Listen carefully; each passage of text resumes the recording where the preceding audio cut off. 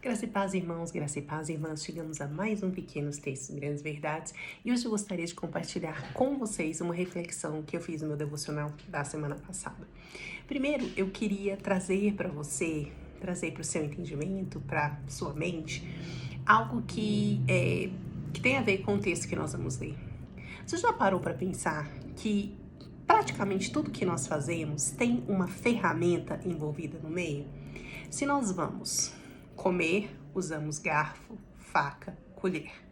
Se o lavrador vai arar o campo, ele tem uma ferramenta. Se nós vamos estudar, queremos conhecer, nós usamos um livro.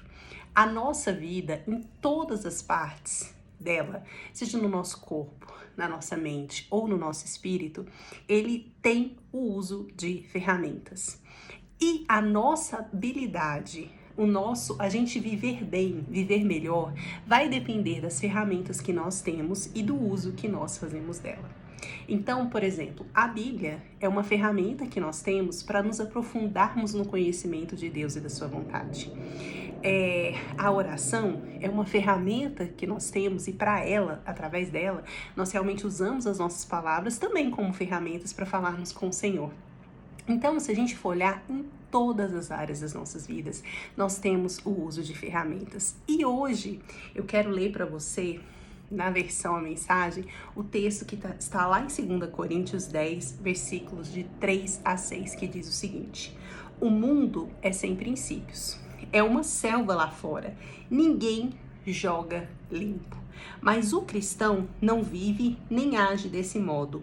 Nunca nos comportamos assim e jamais o faremos. As ferramentas que usamos não são para propaganda ou manipulação, mas para demolir essa cultura dominante e corrupta.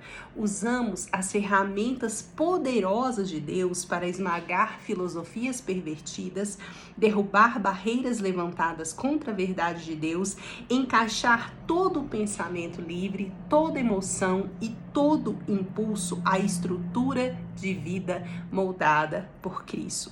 Nossas ferramentas estão preparadas para limpar o terreno e edificar vidas pela obediência rumo à maturidade.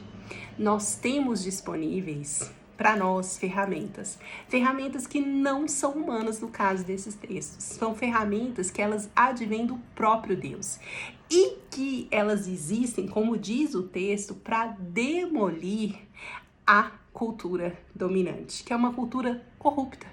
Mas elas não apenas demolem, não é só demolição, elas também servem para construir, como nos diz o finalzinho do texto. Nossas ferramentas estão preparadas para limpar o terreno e edificar vidas pela obediência rumo à maturidade. Quando nós usamos as ferramentas corretas, as ferramentas que Deus nos dá, que ferramentas são essas? A palavra, a oração. Quando nós usamos, outro texto diz as armas que nós temos, né? Quando nós usamos o discernimento que o Senhor nos dá, quando nós usamos tudo que o Espírito Santo derrama sobre as nossas vidas, quando nós usamos a comunhão, quando nós usamos aquilo que Deus disponibiliza para nós, nós limpamos o terreno e edificamos, como diz o texto aqui, vidas pela obediência rumo à maturidade.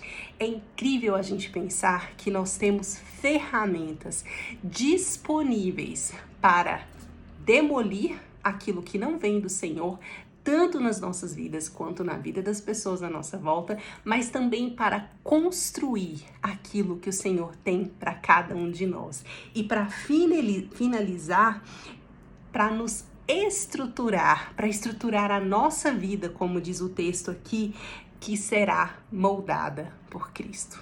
Somos seres que usam ferramentas e o nosso, como eu falei aqui, viveremos melhor, ou pior, dependendo das ferramentas que temos e da habilidade com que as usamos. Um beijo, meu pai. Eu volto amanhã. Eu vejo você na quinta. Tchau, tchau. Deus abençoe.